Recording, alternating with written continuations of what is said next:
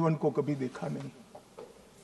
मान्यवर, लिपस्टिक लगाते लगाते वो रो पड़ते, मेहंदी हाथ में लगती है, उनकी खुशी का कोई ठिकाना नहीं रहता।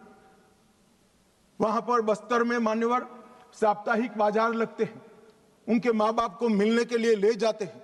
खुद तो माँ बाप के आशीर्वाद लेते हैं और नए जीवन की आशीर्वाद मांगते हैं। कुछ लोग माँ बाप को पीटने लगते हैं, क्यों दे दिया हमने नक्सलियों को, हमारा जीवन बर्बाद कर दिया। 25-25, 30-30 साल तक न पढ़े न लिखे, निरक्षर रहे, खाना नहीं मिला, पशुओं की तरह दौड़ते रहे, ना रात देखा ना दिन देखा, पूरा जीवन इनका तबाह हो गया।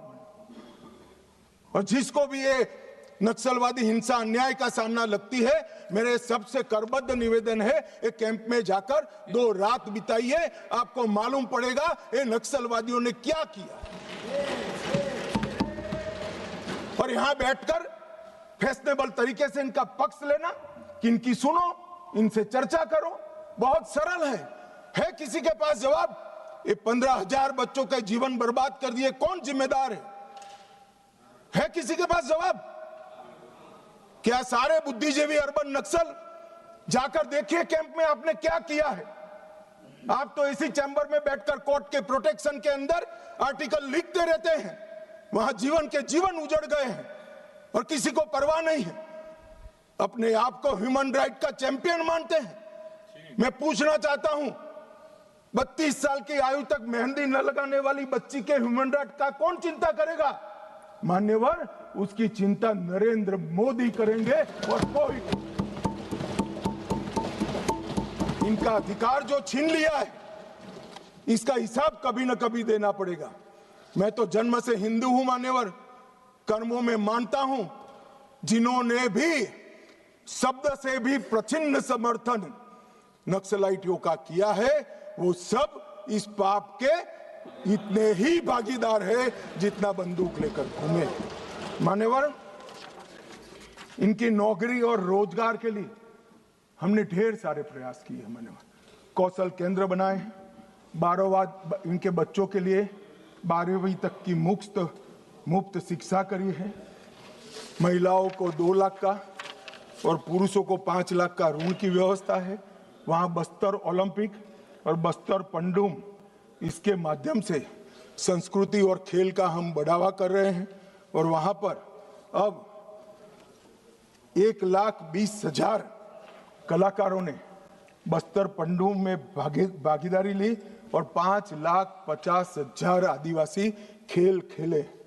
मेरा तो विपक्ष के सभी उन सदस्यों से विनती है कि जो इसको न्याय की लड़ाई कहते हैं, वो बस्तर पंडुम और बस्तर ओलंपिक में जाएं। मान्यवर, मेरे घर पर जिनके पैर उड़ गए, हाथ कट गए, आंख चली गई, ऐसे लोग आए थे, नाश्ता किए थे। मैं जानता हूं उनकी वेदना। राष्ट्रपति जी ने भी उनको बुलाया था। कभी 1 घंटा तो उनके लिए निकालो भाई। इन पर जुर्म डालने वाले के लिए भाषण करने के लिए आपके पास बहुत समय है।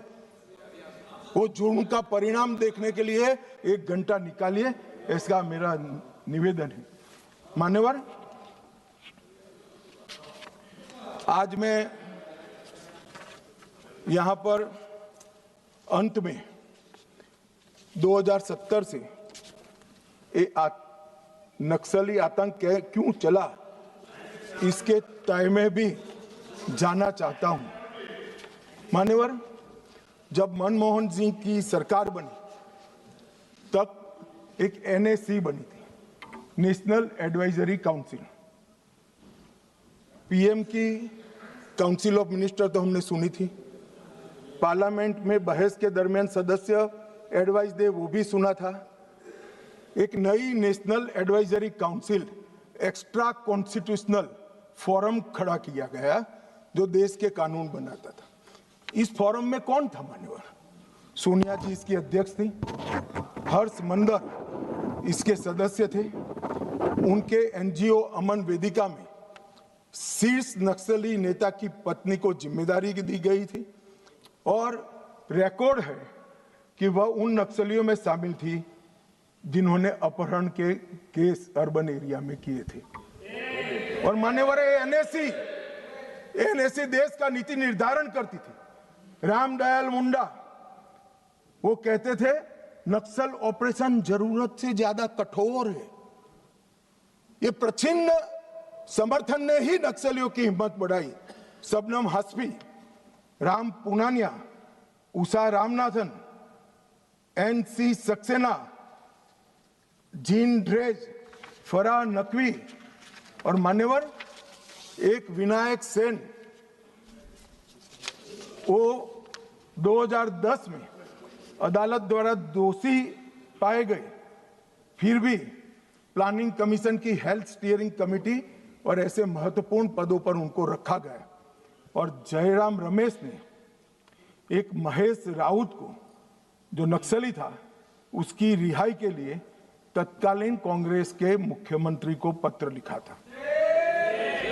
और मान्यवर ये नंदिनी सुंदर, रामचंद्र गुहा, EAS शर्मा, ये सारे लोग सलवा जुडम के केस के साथ भी जुड़े थे।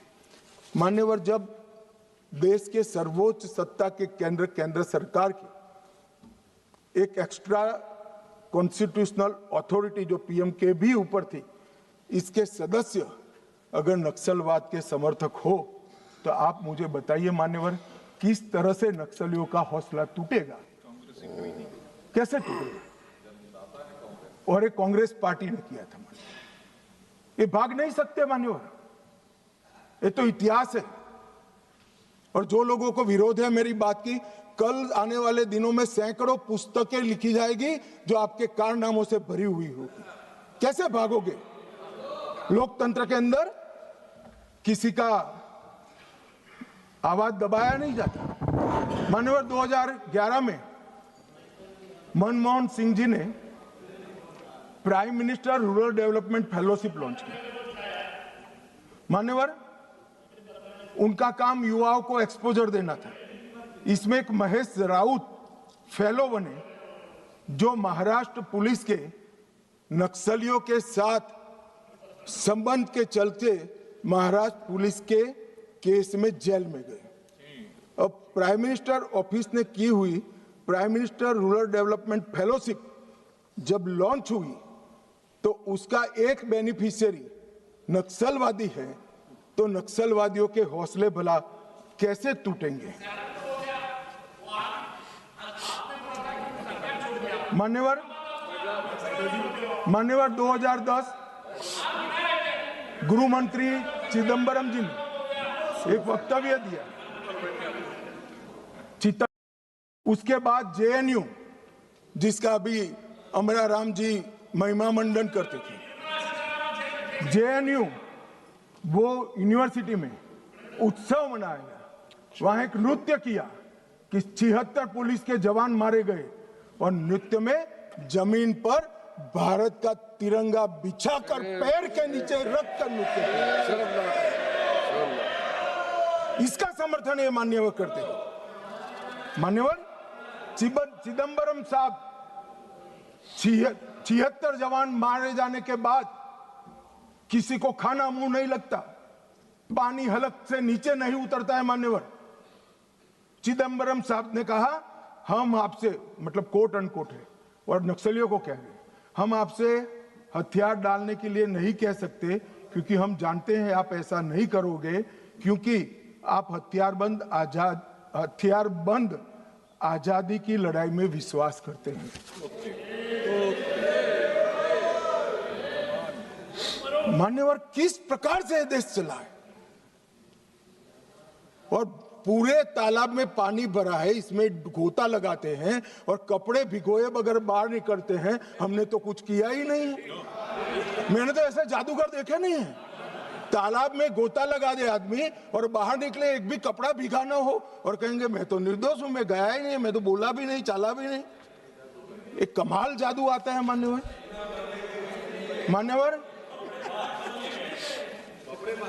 मैं अब उनके नेता की बात करना चाहता हूं, राहुल गांधी जी की। राहुल गांधी जी अपने लंबे राजनीतिक करियर में कई बार नक्सलों और उनके हमदर्दों के साथ देखे गए। भारत जोड़ो यात्रा में कई नक्सल फ्रंटल संगठन हिस्सा लिए, इसका रिकॉर्ड है। 2010 में ओडिशा में लाडो सिकोका के साथ मंच साझा किया। सिकोका ने उसी मंच से भड़काऊ भाषण दिया और राहुल गांधी को माला भी पहनाई।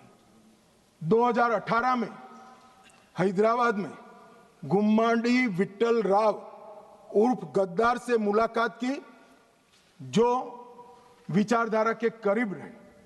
मई 25 coordination committee of peace,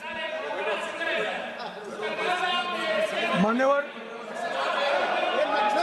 2025 coordination committee of peace, इसके साथ मुलाकात की। मान्यवर आज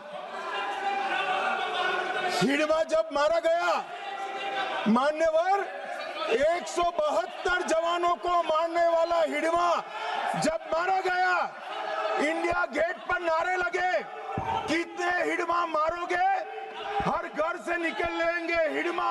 ये वीडियो को राहुल गांधी ने स्वयं ट्वीट किया है। कैसे बच सकते हैं? इन्होंने 70 से लेकर मार्च 26 तक नक्सलवाद का समर्थन किया है, ये नरसंहार का समर्थन किया है, और 20,000 लोग जो मारे गए, इसका दोषी अगर कोई एक है तो कांग्रेस की वामपंथी विचारधारा वाली पार्टी। नक्सलों के साथ रहते रहते ये पार्टी और उनके नेता खुद नक्सलवादी बन गए हैं। और इसका जवाब इस देश की जनता को चुनाव में देना पड़ेगा।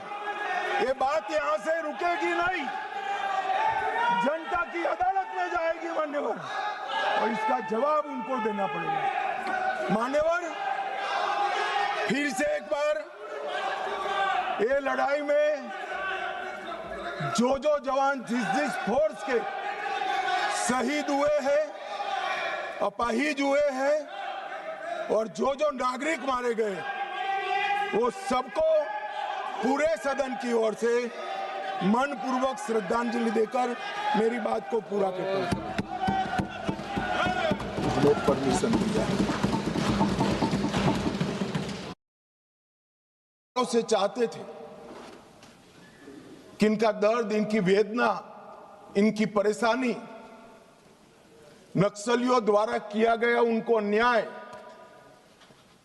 और उनके भविष्य को अंधेरे में घेरने वाली ये पूरी व्यवस्था एक बार देश की सबसे बड़ी पंचायत हमारी संसद में उजागर हो और पूरी दुनिया उसको जाने। मगर लंबे समय तक इसको मौका नहीं दिया गया, और मुझे इस बात का भी बहुत खुशी है कि देश और हम सब के लिए बहुत महत्वपूर्ण एक घटनाक्रम जो 1970 से लेकर 2026 तक चला, उस घटनाक्रम के बारे में आज संसद में चर्चा हो रही है। मान्यवर ये थियोरी का जो प्रचार कर रहे थे, वो एक गलत प्रकार का नैरेटिव, एक गलत प्रकार का स्वप्न भोले भाले आदिवासियों के सामने रखा था कि हम आपके अधिकार के लिए लड़ रहे हैं, हम आपको न्याय दिलाने के लिए लड़ रहे हैं, हम आप विकास से महरूम रह गए हो इसलिए लड़ रहे हैं। मान्यवर आज बस्तर से नक्सलवाद लगभग समाप्त हो चुका है। बस्तर के अंदर हर गांव में एक स्कूल बनाने की मुहिम चली। बस्तर के अंदर हर गांव में राशन की दुकान खोलने की मुहिम चली।